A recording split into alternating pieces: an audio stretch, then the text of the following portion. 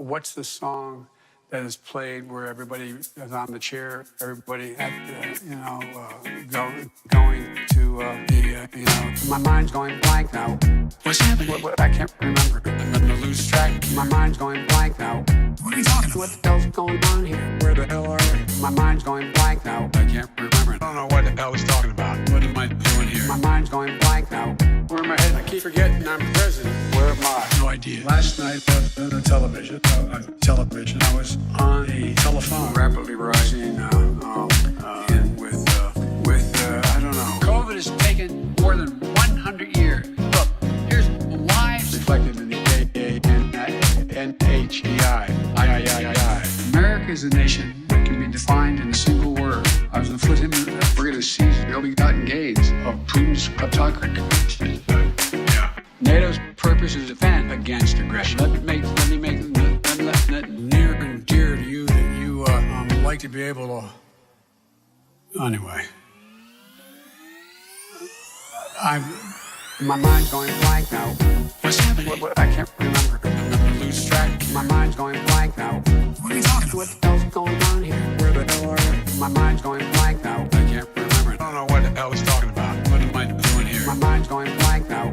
Where am I headed? I keep forgetting I'm president. Where am I? No idea. I don't think as the idea that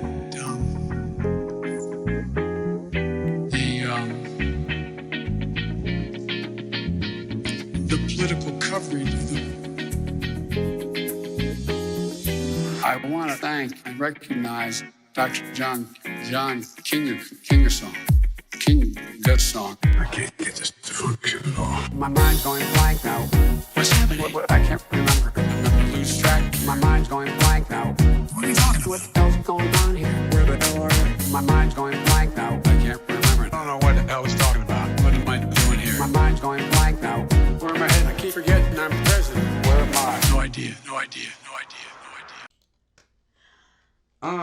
Oh yeah, welcome back to SKP Cast. I'm your host, Steven Rosario, and this is my lovely co-host, Kimberly Steinbury. By I don't mean like second Coco. in charge. Definitely, that would be my title. Split. Definitely second. But man, I know that was a little bit longer intro, but we couldn't stop the funk. Like, I know, that was jamming. People are so talented.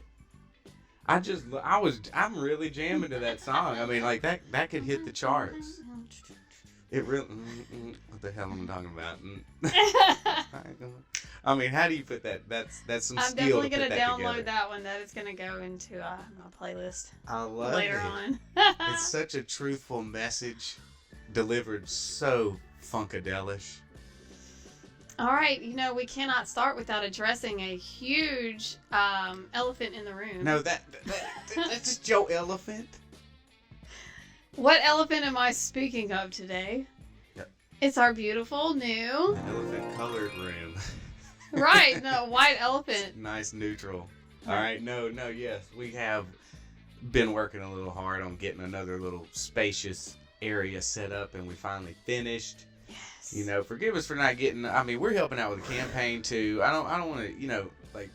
We want to be putting some content out, and we realize we're kind of slagging in that area, but we're gonna get it to you guys, man. We're still paying attention. We're wide awake, especially here at Red October, man. This is the month right here, so it's go time, and we're helping out on this Brian Flowers campaign as much as we can, and trying to get some good, truthful, stories to you guys, and so y'all can be informed and tell your neighbors. And tell your neighbors why not only to vote for Brian Flowers, because you want someone in there that's going to have good, new, fresh ideas that really can show you why his ideas can work, and get in there and fresh actually ideas. do some work, some hard work, someone that has good work ethic, right? In contrast, the gentleman who has been in there for 30 years, Mr. Bennie Thompson, he's not had a good track record lately. I don't even think with his own constituents as far as this policy here. It's this last new little thing that's kind of gotten him in the news, which shooing away, the reporter. What was his name? Bill, some guy on Fox. Bill, You wrote it down. I think I wrote Bill. Bill Mulligan. Mulligan. Bill Mulligan. Well, anyway, hey, do we have that clip though? Bill Mulligan is Mulligan, like Mulligan. Yeah. Bill Mulligan. We're gonna put it right up here. I think you're right on that. Blah, blah, blah, blah, Sorry, blah. Billy. Sorry, Bill, man. I don't watch Fox much I want anymore, so I can't before say we it. play that clip though, I do want to point out like it's real short, but you need to like this is something that Southerners deal with more than across the nation. Like we live with black people more than most of the nation does. Like they're predominantly in the South, and I love that because we come straight from this we're around this culture a lot more than Black Lives Matter supporters are. Okay, so anyway, I want y'all to pay attention in this clip. Just look at Benny's face as he's approached by this reporter. And then he gives his response. If y'all need to slow it down, or I wish we could live, real time kind of. But anyway, just pay attention to this guy's face, and you'll see what we're talking about here. One question. In your opinion, is the border secure? I had to go give a speech. Did you hear me? I heard you. It's a quick question. Is the border secure? Answers about the border few and far between from some Democrats on Capitol Hill. Hey, did you hear me? Straight up in the Did you hear me? I'm looked giving at a him, speech. Man, oh my goodness. He was I'll touch you twice. he was angry. That's anger. Oh, he's okay. in D.C. now. He's he's Mr. Important Man. But that- what you talking about? My deeper point is, that's our leaders. He's a leader, and he literally is. And Kenneth Stokes is the same way. Yeah. I know. And I don't know if yeah. Kenneth Stokes is not as nationally known. I don't know. He might But be locally. a little bit, but he has been. I mean, they are racially charged. These are racially charged people that are leaders of our communities, and they're trying to stoke this racial fire. I mean, it's been get stoked. it going? It's the easiest fire to stoke because everybody can just see the color of you, and then your color is triggering me, and they're using that. They do that. I don't know how we got on. No. We were just talking about but they are using race as a factor. I know we brought it up on the last show, but they're using race to, stoke the type of fear that they want their constituents to get behind them. Because guess what? It's crunch time. It's election time, and now's when they're going to pop out of the woodwork wherever they're going to pop out. And come on, get them to the polls. However they need to get them to the polls. They're going to do it. So get angry at the white man that wants the wall to keep out us colored people. That's the immigration. That's where we were going to get at. Today that's kind of basically what I want. Our topics for the show today is just like immigration, and these pushes that they're making right here in this October election season. Yeah. I mean, it's starting to hit, and like, yeah, and I don't mean to jump to the weed possession, decriminalization just in time thing that Biden did. Just in time. Yeah, man, and we were talking about that. Like, look what our Republicans and just patriots missed out on. Like this, that is something that I think the majority of patriots would stand behind. Is this marijuana thing, and I hate that.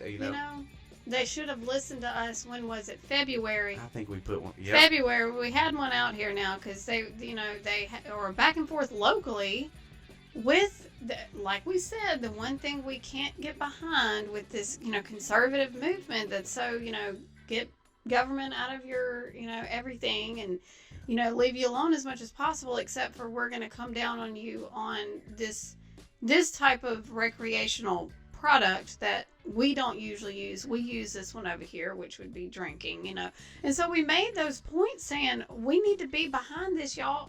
This is very conservative to feel like this is, something the government doesn't need to be a part of, and that, it should be looked at and rules should be done the same way they are with alcohol, with tobacco, and have those kind of regulations. You can do it. And instead, what happened? We sat on it. We sat there and, demonized it and gave said that it was Biden horrible a win. a win. Which really, we looked into it, and it's literally since 1992 to 2021. Yeah. So we're talking, 30 years. It's helping 6,500 people out. 6,500 people out. Yeah. Okay, that's not a lot over 30 years. So this is federal possession charges. Right. That are dropped, and now he's calling for states to step up, which a lot of states have already. It's just it bugs me. I think we both said it earlier to each other. Yeah. But our Republican leaders should have been behind this one, and we should have been. Yeah. It could have been a come together moment. Yeah, You know what I'm saying? But to catch you up on the story that we are discussing, here's NBC News talking about it here. Tonight, a new executive action from President Biden ABC pardoning thousands of Americans convicted of simple marijuana possession under federal law. Let's get right to our senior White House correspondent, Mary Bruce. She's live at the White House with late reporting. Mary?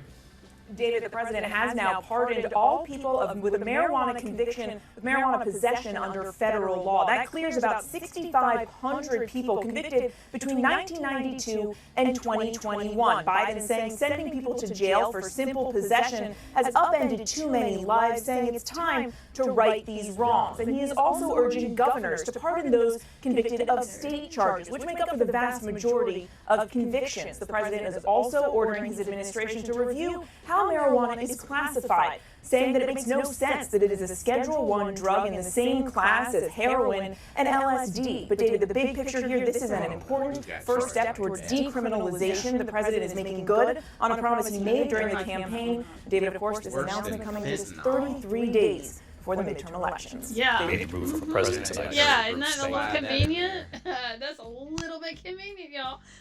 Yeah. 33 days. 33 days. 33. I love how she pointed that out. It's like, It's another isn't that interesting? Funny number. You and the numbers. Well, I think Trump could have got away with that with as much crap. Like he could have gone ahead and done that. Didn't he pardon that one lady? That one lady that had the marijuana charge was a big charge, and that was one that, yeah. I guess that was his way of saying, hey, y'all should relax on. Yeah, because these he did at least do that in the correct way, that it goes through legislation, and he can't just go and executive order it. Yeah. Good on him on that. Even though we disagree with the inaction to get that done, I agree that the president shouldn't be the one to mandate it basically being done too. He can support it. Yeah, it's always. But I don't agree with the overstepping, even in that direction, because that starts a bad precedent. Yeah, state rights. So it was good to go ahead and federally decriminalize marijuana possession. Yeah, I can't say anything there negatively. It's like about time. We should have done that in '92. Yeah, we should have done that when they first started studying. Yeah. Or whatever. We're not going to get back into that discussion, but that really could have been ours. That could have been ours, y'all. This is comfy. Man, I need to lean back. Got some foot room up in here. Whoosh. See your dirty souls. Dirty souls. You cut deep. Cut deep. Man. All the way to the soul. I wonder though, would you find it interesting the thoughts of, let's just say, maybe the New York City mayor and his thoughts on the immigration issue about to come to his doorstep? This is one of the black leaders, okay? He's got to be a leader. I mean, he's the mayor of our largest city. Yeah, one of metropolis. Our largest cities, and I mean, here he is. Doing this. This is what he's got to lead. This is how he leads. I am declaring a state of emergency in the city of New York and issuing an executive order. This executive order will formally direct all relevant agencies to coordinate their efforts to construct the humanitarian relief centers. We are also suspending certain land use requirements to expedite this process.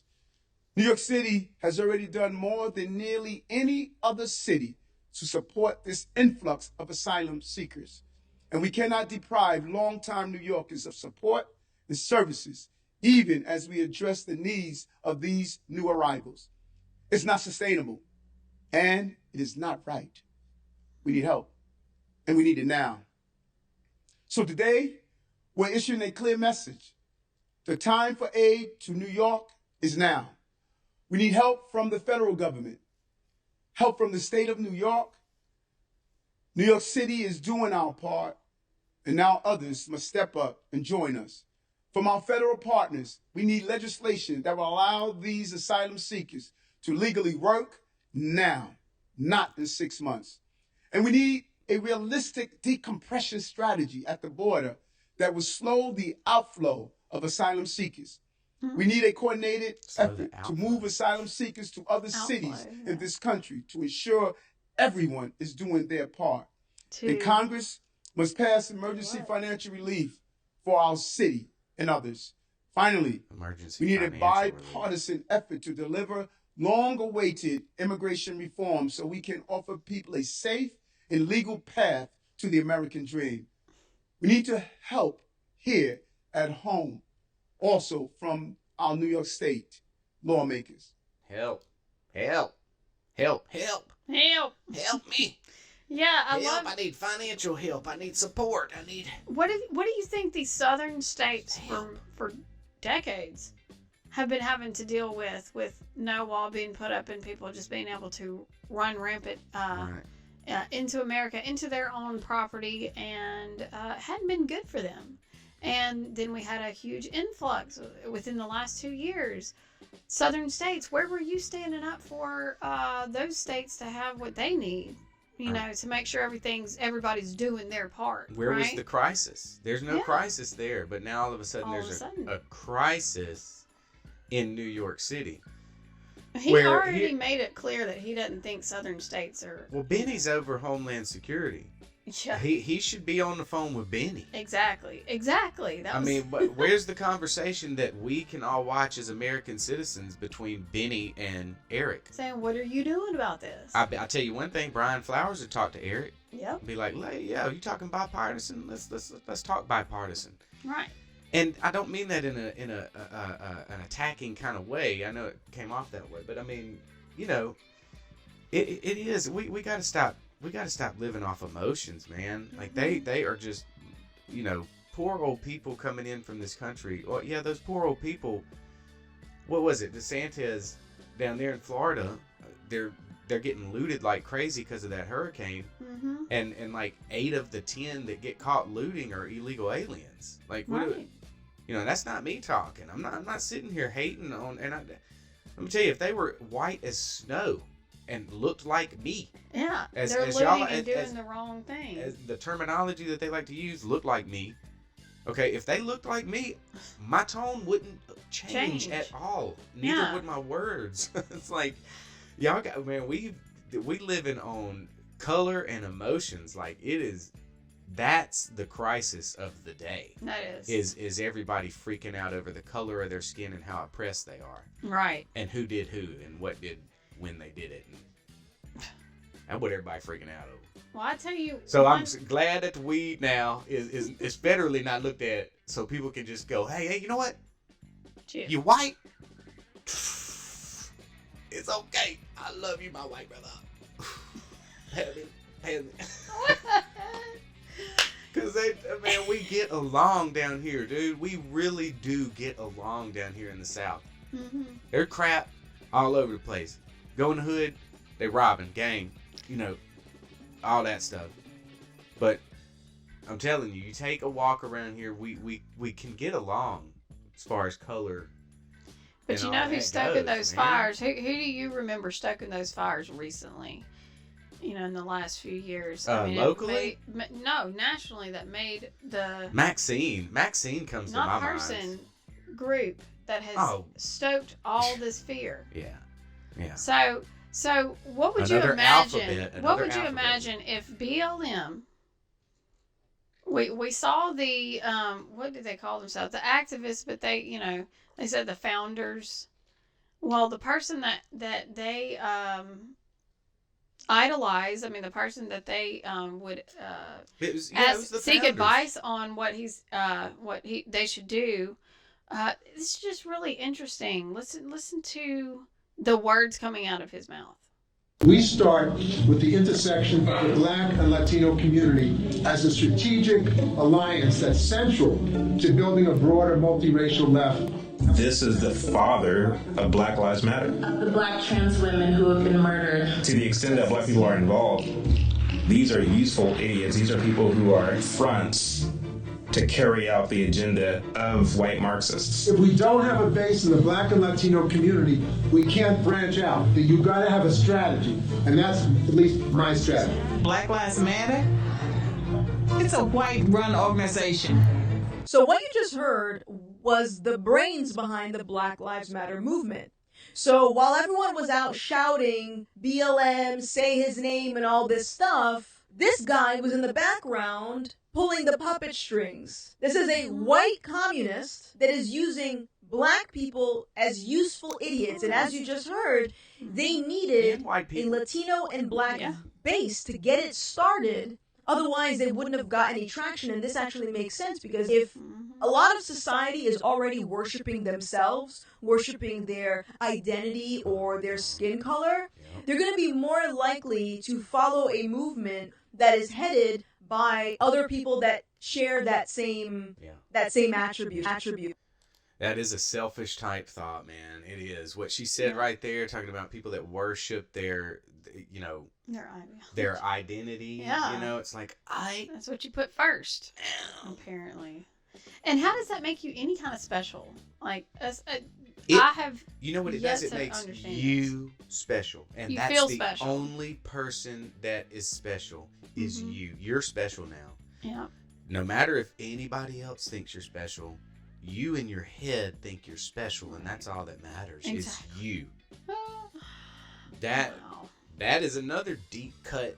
You know, there's deeper meanings to all of this stuff that you're seeing, that's going on here. Right. And that's part of the reason me and Kim got pushed into just spending the time we do with this kind of stuff. It's like there is a deeper entity at work. There is like spiritual things and going they're hoping on. that people like us won't come out and start just even small amount of people start listening, start questioning, and it starts a little chain reaction. All of those people in other little places having discussions and having conversations in the waking up period that I feel is going on right now. Like I said, they overplay their hand. They're hoping that you aren't going to look into it. They're hoping that their people that normally vote for them, that normally do for them, are going to stay asleep. Yeah. And I just see that shift coming. Maybe I'm wrong. Maybe I'm not. You know what's winning on our side too is we have joy. Like they thought that maybe like that. Some of us do. Now there's some dooms and gloom type of people that keep up with all this information and try to stay up with what's going on in the political events and things. They're doom and gloom about it, but there is a sect of us that are joyful, you know. But me personally, it's the Christian and the church I'm involved in. I stay joyful, but there's a sect of the people in the truther. Well, I don't even know what to call it, but a truther movement that is joyful. So the enemy is not the ones that are out there putting these, this type of stuff out there, this rhetoric that's firing up. They're hoping that we get discouraged and aren't joyful, that we lose our joy in what we're doing, which we rejoice in the truth, and that's what's staying alive. That's what's keeping the movement going, and I think that's why it's not gonna fizzle out. Yeah. Because we are going to keep our joy about it. It is like they can't stop, I just think remaining positive and, just keep telling people, keep reminding people, keep the conversation going. Research yourself because there's always new updates to something that you're not even thinking about, and you're going, oh yeah, that's right, that was coming down the court system and they didn't, there's certain things coming along the line, coming down the pipe that you need to pay attention to. And the more people that can stay awake and maybe it sparks something inside of them to speak up or to go to their representative or to go to City Hall and talk about this. That's all the chain reactions that we're talking about. It may seem small, but these multiple small ends up being, one really big. Anything that you're doing, it's everything grows. It takes a seed. It takes a seed. Yeah, planting a seed and watching it grow. It is definitely, people who are in it, just stay the course, stay focused. We gotta water it because we're making a difference, and especially in the social, the social networking of everything. Like that leads us into a good thing I was wanting to bring up was this Twitter thing, this bird watch. Yeah. That they have now, which is now like we're forcing them to change the way that they're wanting to, they're wanting algorithms and complete control. They're wanting just to control the narrative completely. Well, now they're finding tricky ways like Birdwatch to help control. And I'm wondering, now they want everybody to kind of watch each other's things and fact check it and get a mass agreement of this group and this group saw it and they think this. Well, how are we to trust that though? But I mean, anyway, we've got a little thing. You want to read it? Yeah, I'll read it out. It doesn't have any audio to it, so for anybody just listening. But this is explaining what the Twitter Birdwatch, which again, I'll say beforehand, this came out, what did you say, yesterday? I think it dropped today or something, because I saw an article. It dropped today or yesterday. But, which recently... today is the 7th, so that puts a deadline on you getting this out. Yeah. Co-host. So Elon Musk just took over Twitter. So again, I say this may or may not change, or it could have been something in the works. You never know. Just be aware. Saying that first. Now, watch this. Introducing Birdwatch. Sometimes tweets can be misleading or miss important context. So police are reporting that 3 ostriches are loose in Central Station. Yeah. Okay, so a crazy tweet comes across. Yeah. Police are reporting this. Which, yeah, go ahead. And you aren't sure whether to trust the tweet. I don't know if I didn't even care. Okay. Yeah. Birdwatch empowers people to share helpful context. So it's all these people just, giving rolling their around, opinion. I guess giving opinions. Here's how it works. Okay, let's see how it works. Contributors propose notes that add context to tweets. So who are these contributors is my first question.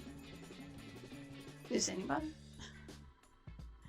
Notes are then rated by other contributors. Yeah, but what are the contributors? And then it's got this icon with 6 other similar circle icons around obviously the tweet. They have 6 other circles around the tweet that are the contributors. Yeah. And then 2 of them are purple, 2 of them are green, one's red, one's blue. So really, like, what are we to think of that? Like, who are the contributors? But anyway. Yeah, that's what I was thinking too. Yeah. Okay. Decisions aren't made by majority rules or popularity. Sure. Okay. So one group alone can't determine what notes get shown, so they're saying they're going to be... Instead, Birdwatch finds notes that are helpful to people with different points of view. So when you have that tweet, you have... of course, it's going to make me get up to the screen. Readers added more context they thought provide... Yeah, so it's telling under the tweet. Yeah, under the tweet, they'll say, "Hey, these contributors said there's a little bit of context to this." Yeah, and I don't know that person is true with their context. I mean, like, at the same time, I don't want someone else saying, "Oh, no, Trump didn't do such and such." And also, we're forgetting the beginning of the ad. What's the context behind? Hey, police are reporting some ostriches loose in Central whatever. Yeah, now I can see jumping on it, but hopefully they're not meaning that to take it down, because unless they say there's really not some. Mm-hmm. Okay. Anyway, so it adds them to the tweet. Is that it? Birdwatch. Context on tweets by the people for the people. Oh, let me salute that one real quick. Oh my gosh. That sounds like FUBU. Make sure they... For us, by us. Yeah, sign up to become a. Oh, so you sign up to become a contributor, by the way. Oh yeah, you got to sign up to be one. Do you meet our ideology values, or do you? Like, I wonder what the questions are to sign up on that. Right. To be a contributor to fact check tweets. Yeah, I know. What's their credentials? I'm it's probably like the Wikipedia contributors too. I mean, Crowder did a whole segment 2-3 months ago where he literally took these facts that they put on there and he can, through resources, show how these facts are completely incorrect. And then they go try to change them, and they'd get a note back that, no, this doesn't have enough context, blah, blah, blah. But then they'll go do another one, a fact on the same thing, on the same page that's completely off. It was crazy. So, I mean, if, you can either search it up. I think it is on his YouTube. So that was pretty cool. Yeah, man. And that's just going to, I think this Birdwatch is going to be another way of moving to screw what you think about what I'm saying, unless it's calling to murder a specific person or a group of people. You can't call to violence. You can't call to violence, death, anything. Threatening manners, things like that. I can understand I'm not that. for somebody saying kill Allah or whatever, or doxing people and putting out people's personal addresses to go and personal pick it at their house or something. I mean, that is under law protected. I mean, not protected. That's under law, something that is illegal to do. And it's common sense. Besides that, it's common speech. sense. Yeah, you can't have this much evidence out there about vaccines, about the harm that they allegedly cause, and I mean, you can't block that information. You can't do what they did in 2020, taking the president down from a speech platform, that wasn't calling to violence or anything. I mean, you just can't do these kind of things, man. And the Supreme Court's going to make sure of that. I don't know when that's supposed to happen. Hopefully, we may look into it and bring it up on the next slide. Yeah. But that's what's in the news right now. I mean, they're looking at that hard. That's going to be ruled on in the Supreme Court if they can have the protection of Section 230 in their social media. We will see. That definitely needs to be addressed. Mm-hmm. It sure does. Man, I'm glad to get back out here. It's been a little while. If you didn't see if you didn't see the interview with our friend Taylor Pedigo, it was a Rumble exclusive, so it was not on YouTube. I will put the link to that video. We go into things that YouTube would probably want to flag down. Rumble, man, we get retarded on Rumble. I like having the versatility of going, you know what? We'll just do it on Rumble. Yeah. We'll just talk about that and not even do it on YouTube. Rumble, if we can just tweak some things and make some things a little bit cleaner and easier for creators to use and be a little bit more user-friendly on those, in the analysis and things like that. That's on the creator side. But as far as the channel and the site, it's great. I don't know. It's doing something wonky for me right now. Like when I click on the people I follow, it brings me to this the blue screen behind it, and then you can't turn that landscape and watch it. That's kind of like what happened to us the other day. And when you scroll when you scroll up, it brings you to a different follower, like somebody else you're following. So you got to press this icon that's up on the top right to get you to that page. Then you can do all you want to do. But see, that's just weird stuff. It's okay. They'll figure it out. If you feel inclined, you can write a letter. Dan Bongino, and I'm sure a whole bunch of bored people. I would stay on. Look, if YouTube would change their thing, their censorship. And hold everything would be all good. Nobody'd be smashing tubes. Yeah. If they would just get their act straight on the censorship. Like you were saying, and I think Taylor was saying too. It'd be a monopoly. TikTok, okay. Not 100% great app, but I think you were bringing it up too. Do small print like they do with the medical, with the put pharmacy. The little flag up there. Put a little small print. If I'm really worried about what I'm watching, hey, it's got some small print I can look at. go to the small print. Like, Yeah. okay, fine. That is our compromise. Yeah. There's our yeah. bipartisanship. Right, that you want so exactly. bad. That's fine, but don't take it down. Don't sit there and act Thank like you. can't. Don't treat us like ban crap it because we it, want our voices out there. yeah. We are Poo-poo on Americans, by the way. Anyway, All right. Alice, Well, outta with that here. said, Get out of here. let's wrap it up. Let's bring it to a nice happy ending. Again, if you are in the sound of my voice and you are in District 2 of Mississippi, yep, Stephen is putting out the good vibes. We would like you to consider looking up Brian Flowers and seeing exactly why he needs to be voted in and Bennie Thompson needs to be voted out. You can visit right here, flowersforcongress.com. We have a special outro video for you. We hope you enjoy. We started on a musical note. We're going to end it on a musical note. But we're going to let you go after that. Like, share, subscribe, follow. You know, I got to say all of that. We want to talk to you guys and see you guys next time. Bye-bye. There's no substitute for being in charge. I represent 26 counties. 13 of those 26 counties, we don't have a Walmart, we don't have a Walgreens, we don't have a CVS. 3 of them, we don't even have a doctor. Let me tell you a story about a man, Bennie T. He wanted to serve in Congress, said he would bring prosperity. After 30 years of waiting, Bennie's people are still poor.